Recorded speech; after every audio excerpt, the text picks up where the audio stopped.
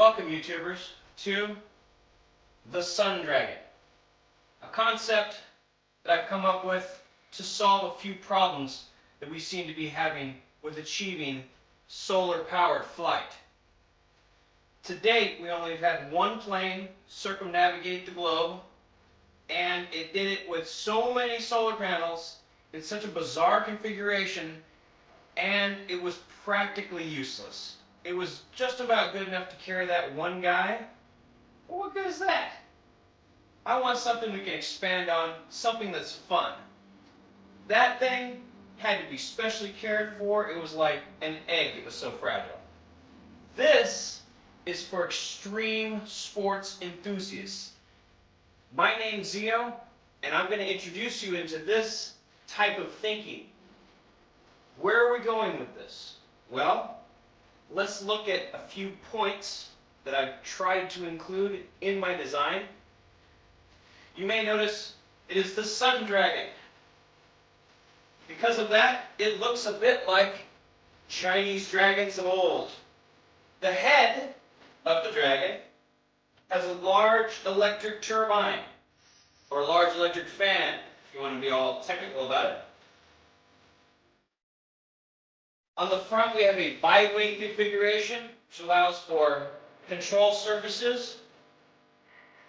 The body is modeled after a flying snake, which there's several species in the world that fly. You create a concave from side to side of the ribs. The air passes underneath them, and they can fly. Flying snakes. Very interesting. Now, using a flying snake configuration and solar panels or large solar cells, if we can use thin films, we can go and make this tail, let's say 250 feet long. How much power is that? More than enough to drive that electric fan that's big enough to pull that thing along. And you think, okay, well, what good is that going to do? As soon as this thing gets off the ground, it's an air cushion like a hovercraft all the way down the entire length of the body. Now, it can go up, and that whole body is just going to follow behind it. Tandem load bearing. Tandem load bearing. We're using the wind to lift up this totally thin, weighs nothing. Now we've got a little bit of weight in the head, so I've included a delta configuration to account for the passenger area. Do you need batteries? You might use a couple just to run the electronics if you need it. I don't really believe that you will need too many electronics. This can be pretty raw. It can be cable and pulley fed for all of these control surface off a set of handlebars on a seat very similar to what we know as jet skis. This is an open air cockpit in this design. Now, let's look at the landing. Oh, I get up in the air and then I can't land, right? No, wrong. There are control cables that go the length of the body. You pull back on the handles and it applies tension all the way down the length of the tail, causing it to curl up or curl down. So you should be able to do this kind of thing.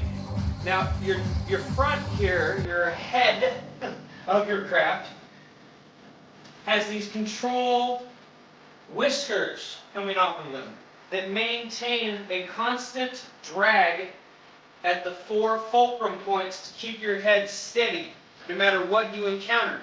It's going to keep that head nice and straight while the tail pulls. You're going to have some resistance there. It's going to pull on the body. So it's going to be nice and straight head. Wherever you point it, that's where it's going to go. We have control surfaces out here on these fulcrum points of the bi-wing. I want to use bi-wing technology because bi-wing has the most lift, well, tri-wing, for low-speed aerodynamic craft. I mean, I can't find anything really better. Large wings. Now, these ones show pretty small. They could be expanded. This is an artist rendition, not an actual model that flies yet, but I bet it could. The delta wing is your primary lifting surface for this area. It can all be built with carbon fiber, lightweight pipe, aluminum. The tail you have two cables that run the length of the cable. As indicated on this diagram here, positive and negative cables. So your power comes down the length of the tail. And of course, it can be protected by a number of means, armored cable or polypropylene, or just, I mean, you can encase it in all kinds of different things, like a weave, stainless steel weave, but you want it to be light, so it's probably going to be plastic. With a cable reinforcement, maybe steel in the center. Underneath, I'd like to use the scales, so you don't even really need wheels. If you're landing on grass, it's just going to probably go right along. It won't even care. It won't even. So you got like nylon slats that go along the bottom. The cable system, you can go left, right, make your tail wag. So that's part of the gliding thing. You want to glide a little bit? Let's glide a little bit through the sky. Make that thing look like a sky snake. Make it look like a sky dragon, or in this case, a sun dragon. This thing, because we don't have any batteries, because we don't have all this extra weight for fuel, you have so much more potential. If the sun is shining, you have an unlimited fly time all day. You never have to land. But if you do have to land, we got wheels, and because of the angle, just like an old biplane, it sits nose up. We have wheels here on the end of carbon fiber rod suspension. They fold in. I think they should fold in now. Maybe they'll be fixed and they'll stick out there. It doesn't matter. We're going slow. We're not trying to break the sound barrier. We're just trying to have fun. And to have fun, you got to get up off the ground and move around. I think it'd be fun to go sailing through the air currents. This is a glider, a solar glider with an unlimited daytime range. So, when I go in for a landing, what am I going to do? I'm just going to bring that thing down, and it's just going to be that tail. It's just going to poof. It's just going to make it nice and smooth, and it's going to be so easy to land these things. But let's look at the future. What if you could take the same tandem power generation scheme and apply it to freight? Let's think about a semi-truck. A semi-truck that's got the same type of tails. Maybe it uses more than one, maybe 3 big ones, and it's just, you've got daytime shipping, flying shipping. It's a little bit slower, I admit, but it's free. No fuel, no pollution. I think it's a great direction. What? Oh, FedEx, you want one? Oh, okay, 1,000. Oh, it'll take me a while to build those. I think UPS, FedEx, anybody, U.S. Postal Service, this is the future of transportation. It just has to be expounded upon. We have a great opportunity to really learn about solar power. Solar power is not an explosive mixture of chemical. It's not about oxidative factor.